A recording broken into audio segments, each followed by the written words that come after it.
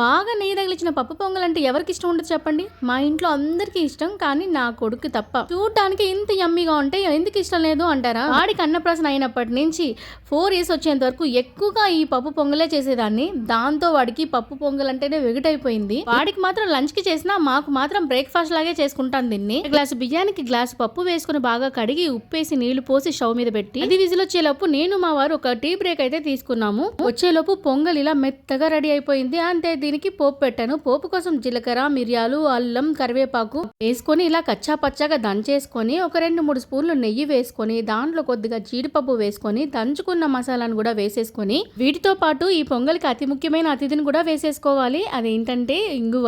ఇంగువ తెచ్చే పేరు ఈ పొంగల్కి ఇలాంటి పేరు కాదు, అంత టేస్టీగా ఉంటుంది ఇంగువ వేసుకుంటే. మీరు వేస్తారా లేదా అనేది కామెంట్ చేయండి. అలాగే ఈ పొంగల్లోకి నేనైతే ఈ ఊరగాయతో తింటాను. ఎంత బాగుంటదంటే తిన్న వాళ్ళు అద్భుత అనాల్సిందే. నచ్చితే లైక్ చేసి సబ్స్క్రైబ్ చేసేయండి.